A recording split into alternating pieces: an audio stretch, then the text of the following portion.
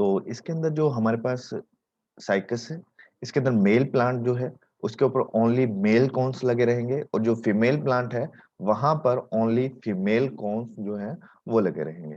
Mail और female plant इसमें अलग-अलग होगा और सिम्पोडियल ग्रोथ इसके अंदर प्रेजेंट रहती है। सिम्पोडियल ग्रोथ जो होती है, इसके अंदर जो मेन मेरिस्टेम है, ठीक है, वो टर्मिनेट हो जाता है और जो लेटरल मेरिस्टेम के द्वारा इसकी फर्दर ग्रोथ होती रहती है, ठीक है। इस ग्रोथ को हम सिम्पोडियल ग्रोथ बोलते हैं। अब मेल कोन जो है, इसका जो डायमीटर हमारे पास रहेगा, वो रहेगा 40 से 80 सेंटीमीटर, 40 टू 80 सेंटीमीटर जो है, ये इसका अ, डायमीटर जो है मेल कोन का ये रहेगा। अब ये देखिए जो मेल कोन है, मेल कोन कहाँ लगा रहेगा?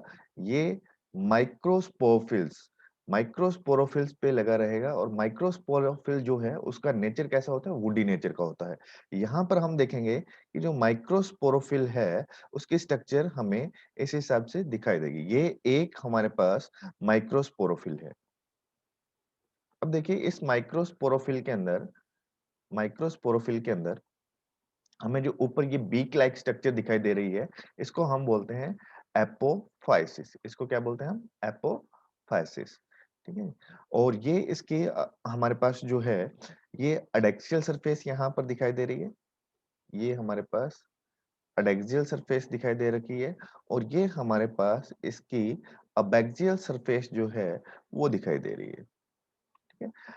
और ये इसको हम लोअर सरफेस भी बोलते हैं, लोअर सरफेस हो गई और ये वाली जो है इसकी अपर सरफेस भी है। इसको हम अ, अपर सरफेस भी बोलते हैं, ठीक है? तो यहाँ पर जो लोअर सरफेस है, यहाँ पर हमें ये सोर्स दिखाई देंगे। ये जो है एक ग्रुप जो दिखाई दे रहा है, ये क्या होगा? ये यहाँ पे सेंटर के अंदर एक सेंट्रल पेपिला होगी, उसके साथ में ये स्पोरेंजियम जो है, ये 3 से 6 माइक्रोस्पोरेंजिया के ग्रुप के अंदर प्रेजेंट रहेंगे, ठीक है? 1, 2, 3, 4 ये 3 से 6 तक हमारे पास इसमें प्रेजेंट रह सकते हैं। तो यहाँ पर देखिए जो माइक्रोस्पोरोफिल है, उसकी जो एडैक्सियल सरफेस है यानी अपर सरफेस है, वो हमारे पास फर्टाइल रहेगी, लेकिन जो डोर्सल सरफेस है या एबैक्सियल सरफेस है, वहां पर हमें एंटायर स्पेस के जो सरफेस है, उसके अंदर 700 से लेकर 1000 यानी 700 टू 1000 हमको माइक्रोस्पोरेंजियम जो है वो मिलेंगे, ठीक है? और ये माइक्रोस्पोरेंजियम जो है, ये ग्रुप के अंदर मिलेंगे 3 से 6 माइक्रोस्पोरेंजिया का ग्रुप मिलेगा जो एक सेंट्रल पेपिला जो है उसके चारों तरफ लगा रहेगा। तो इसको हम क्या बोलते हैं? जो ग्रुप ऑफ स्पोरेंजियम है उसको हम सोर्स बोलते हैं। Okay friend. अब देखिए, अब इसके बाद हम अगर नेक्स्ट आगे चलते हैं तो हमारे पास जो स्पोरेंजियम है, जो ये स्पोरेंजियम है इसकी वॉल जो है उसके साथ क्या-क्या चीजें मिलेंगी? स्पोरेंजियम वॉल जो है, ठीक है? ये एक माइक्रोस्पोरेंजियम है। माइक्रोस्पोरेंजियम है, इसकी जो वॉल है, ठीक है? तो इस वॉल की अगर हम ये हमारे पास आ गया स्पोरेंजियम और इसकी जो वॉल है, वहाँ पर हमें एक्सोथीसियम यानी सबसे बाहर वाली लेयर मिलेगी। उसके बाद इस लेयर के नीचे हमें एंडोथीसियम मिलेगी और सबसे जो अंदर वाली परत रहेगी, वहाँ पर हमें टैपिटम मिलेगा। जो टैपिटम का वर्क है, वो यहाँ पर क्या है? न्यूट्रिशन प्रोवाइड करवाता है, ठीक है? तो अब डेवलपमेंट अगर हम देखें, इस जो स्पोरेंजियम है, इसका डेवलपमेंट इसकी डोर्सल सरफेस पे कैसे हो रहा है? तो यहाँ पर जो डेवलपमेंट का टाइप रहेगा, वो रहेगा हमारे पास यूस्पोरेंजिएट टाइप। यूस्पोरेंजिएट टाइप का डेवलपमेंट क्या होता है? जब हमारे पास जो ग्रुप ऑफ सेल्स जो हैं, ग्रुप्स ऑफ सेल जो हैं, वो डेवलपमेंट करते हैं, उससे सारा स्पोरेंजियम जब बनता है, तो उसको हम बोलते हैं यूस्पोरेंजियन टाइप ऑफ डेवलपमेंट, ठीक है जी। हम नेक्स्ट देखते हैं आगे हमारे पास। अब देखिए इसके अंदर जो है एक स्पोर मदर सेल होगी जो इसका फॉर्मेशन करेगी, ठीक है? स्पोर मदर सेल होगी जिससे सारा ये जो है माइक्रोस्पोर है उसका फॉर्मेशन होगा। तो स्पोर मदर सेल, इसको हम शॉर्ट के अंदर स्पोर मदर सेल, एसएमसी भी बोलते हैं। इसके अंदर मियोसिस का प्रोसेस होगा जिससे हमारे पास 4 हैप्लॉइड माइक्रोस्पोर का फॉर्मेशन हो जाएगा। मदर सेल है, मदर सेल में मियोसिस हुआ, मियोसिस से हमारे पास जो है 4 हैप्लॉइड माइक्रोस्पोर जो है वो बन जाएंगे। ठीक है? अब देखिए यहाँ पर जो हमने देखा था कि इसका जो डाइसेंस है यानी जो यहाँ पर ये स्पोरेंजियम है, तो इसमें डाइसेंस कैसे होगा? जो माइक्रोस्पोर है वो इससे बाहर कैसे आ जाएँगे? तो यहाँ देखिए जो इसकी टिप है, ये टिप से बेस की तरफ इसके अंदर क्या होता है, एक भित्ति बनती है जो जिससे ये स्प्रेड होते हैं बाहर। तो यहाँ से टिप से बेस की तरफ मिलेगा और यहाँ से ये माइक्रोस्पोर जो हैं, ये बाहर आ जाएँगे। ठीक है जी? ये एक हमारे पास स्पोरेंजियम है। अब देखिए जो बीजाणु भित्ति है, ठीक है? जो स्पोर की वॉल है, वहाँ पर हमने स्पोरेंजियम वॉल की बात की थी। यहाँ हम स्पोर जो हमारे पास ये 4 स्पोर बने हैं, 4 स्पोर बने हैं। अब इसकी अगर हम वॉल की बात करें, स्पोर वॉल की बात करें, तो यहाँ पर हमारे पास देखिए एक्साइन और इंटाइन, ठीक है? इसकी मिलकर बनी होती है। अब देखिए जो बाहरी एक्साइन है, इसकी मोटाई जो है वो जो है सेम रहेगी। बाहरी एक्साइन की जो है वो सेम रहेगी, लेकिन इसके साथ अगर हम बात करें कि इंटाइन जो है वो ध्रुवों पर मोटी होगी। यानी जो यहाँ पर है इंटाइन, यहाँ पर थोड़ी थिकनिक मिलेगी इसको। दोनों जो पोल हैं, यहाँ पर थिकनिंग होगी इंटाइन की और बाकी जो है ये सेम रहेगी इन टाइम। बाकी जगह हमें जो है थिकनिंग देखने को नहीं मिलेगी।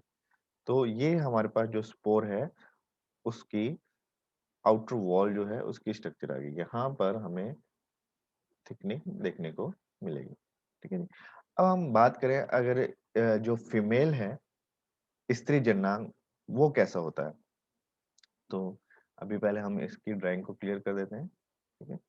फिर हम देखते हैं कि जो फीमेल रिप्रोडक्टिव ऑर्गन है वो इसके अंदर कैसा होगा। तो यहाँ हमें पता लगेगा कि जो साइकस है ये इसका एक देखिए यूनिक कैरेक्टर है। साइकस के अंदर जो है फीमेल कोन नहीं बनता है। ठीक है? फीमेल कोन जो है नॉट कॉम्पैक्ट फीमेल कोन आपको नहीं मिलेगा साइकस के अंदर। दूसरी अगर हम बात करते हैं कि मेगास्पोरोफिल स्पोरोफिल्स यानी वो पर्न है, वो लीव्स हैं जिस पर मेगास्पोर लगा रहेगा। ठीक है? तो यहाँ पर देखिए ये एक्ट्रोपिटल क्रम के अंदर व्यवस्थित या उत्पन्न होते हैं। स्टेम की अगर बात करें हम स्टेम की अगर बात करें तो ये क्या होगा? मोनोपोडियल ग्रोथ शो करेगा। ठीक है? अब मेगास्पोरोफिल देखें हम तो मेगास्पोरोफिल कितना बड़ा होगा? ये 15 से 30 सेंटीमीटर जो है वो बड़ा होगा। अब इसके साथ एक लॉन्ग पिट्योल रहेगा और जो पिन्नेट है ये लैमेला के साथ होगा। अब देखिए ओव्यूल जो है ये पेट्योल के दोनों पार्श्व पृष्ठों पर लगा रहेगा। अब आगे हम एक डायग्राम देखेंगे उसके अंदर हम देखेंगे कि जो ये हमारे पास माइक्रो सॉरी मेगास्पोरोफिल है। मेगास्पोरोफिल के लेटरल साइड के अंदर ये ओव्यूल जो हैं यहाँ लगे रहेंगे। ठीक है? और इनका नंबर जो है नंबर ये 2 to 10 यानी 2 से 10 तक इनका नंबर हो सकता है। ये जो ओव्यूल इसके लेटरल साइड के अंदर लगे रहते हैं, ये हमारे पास जो है, ये हमारे पास मेगा स्पोरोफिल है। Okay, clear? अब हम आगे देखते हैं कि अलग-अलग स्पीशीज के अंदर जो ये मेगा स्पोरोफिल मिलेगी, वो हमें अलग-अलग टाइप की शेप की मिलेगी। ठीक है? तो यहाँ पर देखिए साइकस रेवुलेटा है। इसमें इसका जो लीफ है वो ऐसा दिखाई देगा और यहाँ पर जो इसका बेस है जहाँ पर ये लेटरल साइड के अंदर लगा रहा है इसको हम स्टॉक बोलते हैं।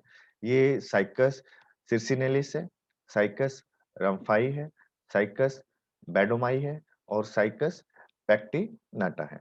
अब देखिए यहाँ पर ये जो लगा हुआ है ये हमारे पास ओव्यूल है। ये ओव्यूल का स्ट्रक्चर है, ये ओव्यूल लगे हुए हैं यहाँ पर, ठीक है। इसका नंबर जैसे हमने बताया कि ये जो है 2 to 10, 2 से लेकर 10 तक इनका नंबर हो सकता है, ठीक है। अब ये हमारे पास क्या है, ओव्यूल है, ठीक है। ओव्यूल अब लगे कैसे रहते हैं इस पर, और इनका टाइप कैसा होता है वो अभी हम देखेंगे कि ये टाइप का, इसका जो टाइप है वो कैसा होगा। तो ओव्यूल जो है इसके अंदर वो ऑर्थोट्रोपस टाइप के होते हैं, जिसको हिंदी में हम रिजु भी बोलते हैं, और ये सबसे जो प्रिमिटिव टाइप का है ओव्यूल, वो है टाइप जो है इसका। अब देखिए यूनिटैग्मिक होते हैं, स्टॉक इस के साथ ये जुड़े रहते हैं, और जो स्टॉक है वो क्या हो सकता है, इसमें शॉर्ट हो सकता है। अब अगर हम इसकी लेंथ की बात करें तो लेंथ इनकी क्या रहती है, 5 सेंटीमीटर रहती है, और डायमीटर जो है इसका वो रहेगा हमारे पास 4 सेंटीमीटर, ठीक है। लेंथ की बात करें, लेंथ हमारे पास रहेगी 6 सेंटीमीटर, और अगर हम डायमीटर की बात करें तो डायमीटर इसका रहेगा 4 सेंटीमीटर, ठीक है। तो ये हमारे पास ओव्यूल जो है वो दिखाई देगा। अब इसके अंदर के अंदर क्या होता है, सेंटर के अंदर एक लार्ज न्यूक्लियस पाया जाता है। क्या पाया जाता है, न्यूक्लियस पाया जाता है। अब न्यूक्लियस जो है वो क्या होगा, वो चारों तरफ से एक इंटेगुमेंट से घिरा रहेगा। इसके चारों तरफ क्या होगा, एक इंटेगुमेंट जो है वो पाया जाएगा। यूनिटैगमिक का मतलब है कि एक अगर इसके अंदर इंटेगुमेंट पाया जा रहा है तो इसको हम यूनिटैगमिक बोलते हैं, ठीक है। अब देखिए अगर ये जो इसकी वॉल है, यहाँ पर हम बात करें इंटेगुमेंट की, तो ये जो इसका इंटेगुमेंट है, ये वाला, ठीक है। तो इसके अंदर जो वॉल पाई जाती है, जो ये वॉल होगी, ये थिक वॉल है, तो इसके अंदर 3 लेयर्स जो हैं वो प्रेजेंट रहेंगी। कौन-कौन सी है, आउटर और मिडल और इनर, ठीक है। जिसमें से आउटर लेयर और इनर लेयर है वो हमारे पास फ्लैशी होगी, और जो मिडल लेयर है वो हमारे पास स्टोनी होगी, ठीक है जी। हाँ, नेक्स्ट आगे देखते हैं हम। और इसके अलावा इसके अंदर जो म्यूसिलेज कैनाल है, टेनिन है एंड स्टोमेटा है, वो इसके अंदर प्रेजेंट रहते हैं। इसके अंदर जो ओव्यूल की वॉल है उसके अंदर, ठीक है।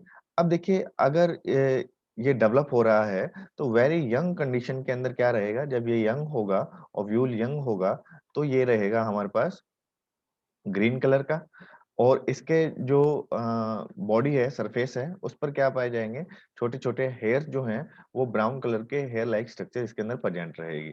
लेकिन जैसे ही ये मैच्योर हो जाता है, मैच्योर होने पर इसका जो कलर है वो रेड या ऑरेंज हो जाता है, और इसकी जो सरफेस है उससे हेयर जो है वो रिमूव हो जाते हैं, हेयरलेस हो जाता है। अब हम न्यूक्लियस की बात करें, जो न्यूक्लियस जो है हमारे अंदर, इसके अंदर साइकस के अंदर हमने देखा था कि ये इंटेगुमेंट है, इंटेगुमेंट के अंदर एक लार्ज न्यूक्लियस जो है वो प्रेजेंट रहेगा। अब न्यूक्लियस की जो टिप वाली सेल्स हैं, यहाँ पर जो सेल हैं, जो टिप सेल्स हैं, वो यहाँ पर एक पोलन चैम्बर का फॉर्मेशन करती हैं। किसका निर्माण करती हैं, यहाँ पर एक पोलन चैम्बर को बनाती हैं। तो ये हमारे पास यहाँ पर जो है, ये पोलन चैम्बर जो है यहाँ आ जाएगा। तो ये जो न्यूक्लियस की टिप है, टिप सेल है, उसके द्वारा बनता है। अब बात करें इसके अंदर, अगर वेस्कुलर सप्लाई की अगर हम बात करें तो ओनली 3 वेस्कुलर स्ट्रैंड जो है वो इस ओव्यूल के अंदर एंटर करते हैं, मेगास्पोरोफिल्स के, ओनली 3, ठीक है जी। ये वेस्कुलर सप्लाई की अगर हम बात करें तो ओनली 3 जो है वेस्कुलर बंडल है वो इसके अंदर एंटर करते हैं। अब अगर हम बात करते हैं डेवलपमेंट ऑफ ओव्यूल, ओव्यूल जो है उसका डेवलपमेंट कैसे होता है, तो उसको देखते हैं हम। तो ओव्यूल के डेवलपमेंट के लिए जो बेसल सेल्स होती हैं, fertile part of megasporophyll, megasporophyll है, मेगास्पोरोफिल, ठीक है, ये हमने देखा था।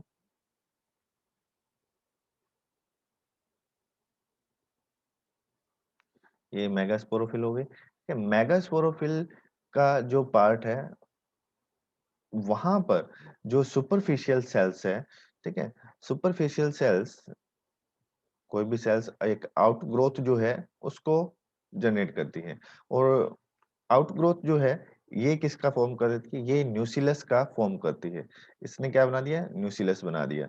अब इसके जो बेस के अंदर सेल होती हैं, बेसल जो सेल हैं वो ग्रोथ करेंगी और वो ग्रोथ करने के बाद इसके बाहर की ओर जो कवरिंग है, इंटेगुमेंट है, उसका फॉर्मेशन कर लेंगे। ठीक है, तो इस हिसाब से ये जो ओव्यूल है उसका फॉर्मेशन हो सकता है। अब इंटेगुमेंट हो जाता है, इंटेगुमेंट क्या करता है, इस जो न्यूक्लियस है, अंदर की तरफ न्यूक्लियस रहेगा और बाहर की तरफ इसमें क्या है, इंटेगुमेंट है। ठीक है, इंटेगुमेंट है। अब देखिए ये जो इंटेगुमेंट है ये सराउंडेड करके रखता है इस सारे न्यूक्लियस को। यहाँ पर हम बात करें तो ये हमारे पास जो है रेड कलर के अंदर, यहाँ पर ये न्यूक्लियस आ गया और यहाँ पर अगर हम बात करें ये बीच के अंदर, ये हमारे अंदर इसके अंदर आ गया है मेगास्पोर मदर सेल।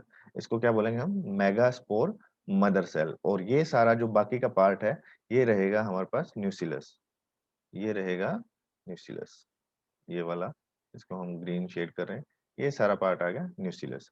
अब देखिए जो मेगास्पोर मदर सेल है इसके अंदर होगा मियोसिस। मियोसिस होने से ये 4 लाइनर टेट्राड की फॉर्म के अंदर आ जाएगा। तो अब ये क्या बन गया, 4 इसके अंदर हैप्लॉइड मेगास्पोर जो है उसका फॉर्मेशन हो गया। ये देखिए ये सारा रहेगा 2n, क्योंकि ये बाहर से है, ये सारा रहेगा हमारे पास 2n। और इसमें जैसे मेगास्पोर मदर सेल है ये 2n है। अब इसके अंदर मियोसिस होने से जो ये बनेगा लाइनर टेट्राड बनेगा। ठीक है, हमारे पास क्या रहेगा, ये जितनी भी इसमें सेल बनेगी वो बनेगी हैप्लॉइड n। क्लियर? हाँ। अब देखते हैं कि इसके अंदर जो हमारे पास अब ये 4 टेट्राड जो बन गया है इसके अंदर क्या होगा। 4 टेट्राड के अंदर हम देखेंगे कि जो अपर वाली 3 है, ठीक है, अपर 3 है वो नष्ट हो जाएंगी, डिजनरेटेड हो जाएंगी। और ये क्या करेंगी, जो एक लास्ट के अंदर यहाँ बचा है जो लार्ज है मेगास्पोर, इसको न्यूट्रिशन प्रोवाइड करवाएंगी। ठीक है, और ये जो है लास्ट वाला, ये एक सिंगल मेगास्पोर जो है वो क्या रहेगा, वो फंक्शनल रहेगा। अब बात करते हैं हमने गैमीटोफोर की। गैमीटोफोर क्या होगा, देखिए अब ये जो हमारे पास है हेट्रोस्पोर्स है। साइकस जो है, साइकस क्या है इसमें, साइकस हेट्रोस्पोर्स है। हेट्रो यानी डिफरेंट टाइप के जो स्पोर हैं इसमें मिलेंगे। तो डिफरेंट टाइप के स्पोर हमने देखा कि माइक्रोस्पोर इसमें मिल रहे हैं और मेगास्पोर जो इसके अंदर मिल रहे हैं। अब जो मेगास्पोर है वो फीमेल गैमेटोफाइट बनाएगा और जो माइक्रोस्पोर है उससे मेल गैमेटोफाइट है उसका फॉर्मेशन होगा। अब अगर हम वन बाय वन देखें तो सबसे पहले जो हम देखेंगे मेल गैमेटोफाइट। मेल गैमेटोफाइट जो है ये microspore germinate with in sporangium. अब देखिए ये जब स्पोरेंजियम के अंदर होता है, विद इन स्पोरेंजियम है, तभी ये जर्मिनेट करना शुरू कर देता है। और 3 सेल स्टेज तक ये यहाँ पर यानी जो स्पोरेंजियम है इसी के अंदर ही इसका जर्मिनेट होता है। ठीक है, 3 सेल स्टेज यहाँ तक जर्मिनेशन इसका हो चुका होता है। अब male gametophyte develop partially inside the sporangium. अब यही बात कर रहा है कि ये जो होता है इसका जो इनिशियल स्टेज के अंदर जो डेवलपमेंट होना होता है वो कहाँ हो जाता है, स्पोरेंजियम के अंदर ही होता है। तो इसको हम दो सब ग्रुप सब जो हेडिंग है उसके अंदर स्टडी करेंगे। एक तो डेवलपमेंट ऑफ मेल गैमेटोफिटिक, ठीक है, बिफोर पॉलिनेशन के जो डेवलपमेंट होता है मेल गैमेटोफाइट का वो हम पढ़ेंगे। और एक पढ़ेंगे हम आफ्टर जो पॉलिनेशन है तब ये क्या रहता है, तो इसको हम क्लियर करते हैं।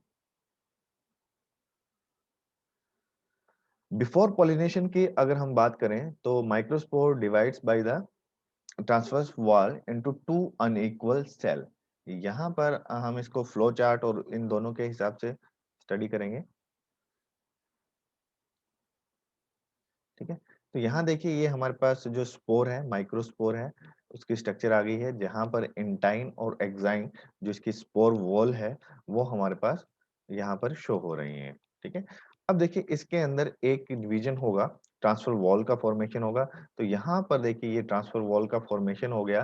ट्रांसफर वॉल का फॉर्मेशन होने से 2 अनइक्वल सेल बन जाते हैं। जो स्मॉल सेल है उसको हम बोलेंगे प्रोथेलियल सेल, और जो हमारे पास लार्ज सेल है, ये वाली लार्ज सेल है, ठीक है? इसको हम बोलेंगे एंथ्रीडियल सेल या लार्ज सेल, ठीक है? एंथ्रीडियल सेल हो गए, जो लार्ज है। अब देखिए यहाँ पर प्रोथेलियल सेल है, इसके अंदर कोई डिवीजन नहीं हो रहा है, लेकिन जो हमारे पास एंथ्रीडियल सेल है, उसके अंदर फर्दर डिवीजन होने से 2 सेल्स जो हैं उसका फॉर्मेशन होगा। एक तो स्मॉल है, जिसको हम बोलेंगे जर्मिनेटिव सेल्स, और दूसरा जो लार्ज है उसको बोलेंगे हम ट्यूब सेल। ये देखिए 2 सेल, फिर जो ये हमारे पास एंथ्रीडियल सेल थी, इसके अंदर फिर से डिवीजन हुए, तो एक हमारे पास जनरेटिव सेल बन गई और दूसरी जो लार्ज है वो ट्यूब सेल बन गई। अब जो जनरेटिव सेल्स है वो प्रोथेलियल सेल के बिल्कुल पास वाली जो सेल होगी उसको हम जनरेटिव सेल बोलते हैं। ठीक है जी, क्लियर? अब आगे देखते हैं हम कि ये हमारे पास जो हमें चाहिए थी 3 सेल स्टेज जो है ये आ गई। यहाँ तक का जो डेवलपमेंट है वो स्पोरेंजियम के अंदर होता है। इसके बाद फर्दर डेवलपमेंट जो है वो कहाँ होगा? पोलन चैम्बर के अंदर होगा, और ये पोलन चैम्बर जो है, ये पोलन चैम्बर जो है ये पाया जाएगा ओव्यूल के अंदर। ये हमारे पास ओव्यूल है, ये ओव्यूल का इंटेगुमेंट आ गया, और अंदर की तरफ हमने कहा था कि इसमें न्यूक्लियस है, और ये भी बताया था कि न्यूक्लियस जो है उसकी टिप वाली सेल्स जो हैं वो पोलन चैम्बर का निर्माण करती हैं। वो किसका निर्माण करती हैं? पोलन चैम्बर का। पोलन चैम्बर का फॉर्मेशन करती हैं। अब ये 3 सेल स्टेज के बाद जब इसका डाइसेंस होगा स्पोरेंजियम का, तो ये एयर पॉलिनेशन के द्वारा ये यहाँ पर आ जाते हैं। अब जो यहाँ पर ओव्यूल है, यहाँ पर ये एक पॉलिनेशन ड्रॉप का फॉर्मेशन करती है।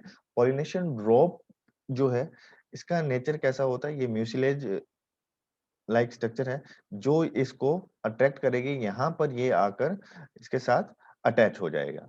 तो यहाँ पर अ, इसको फर्दर पोलन चैम्बर के अंदर भेज दिया जाता है। ठीक है?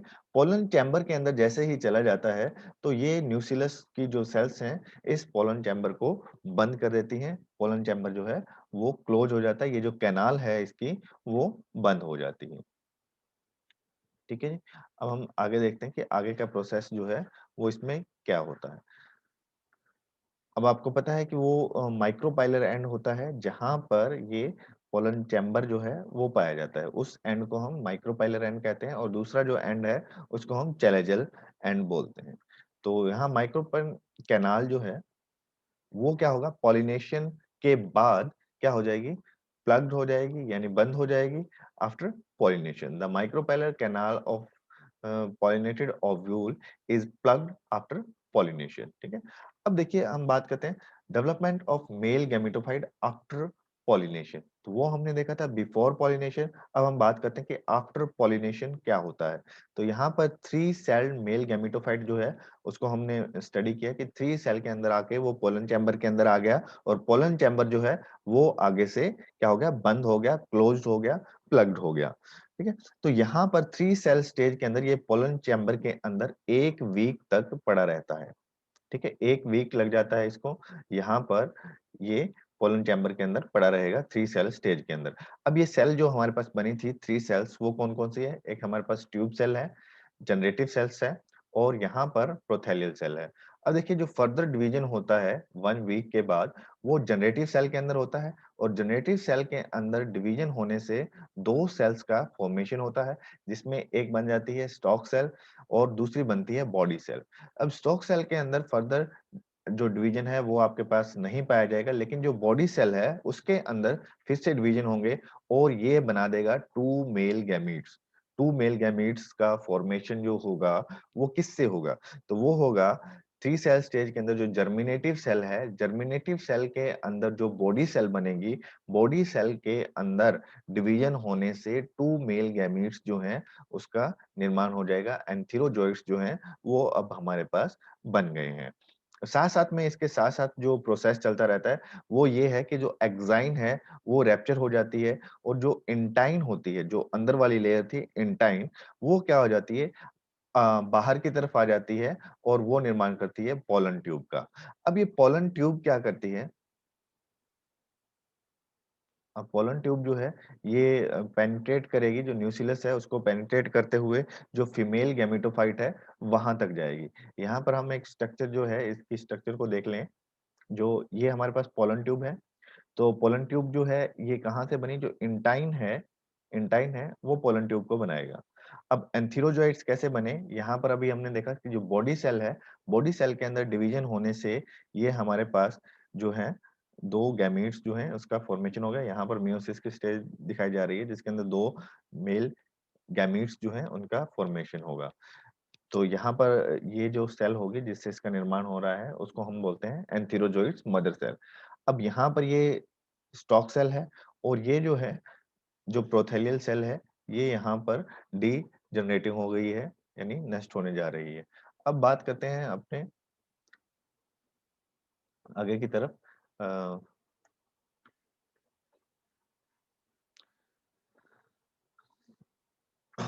अब देखिए इम्पोर्टेंट चीज क्या है, साइकस के अंदर जो है पोलन ट्यूब जो है वो ओनली जो स्पर्म को ले जाने का काम ही नहीं करती है।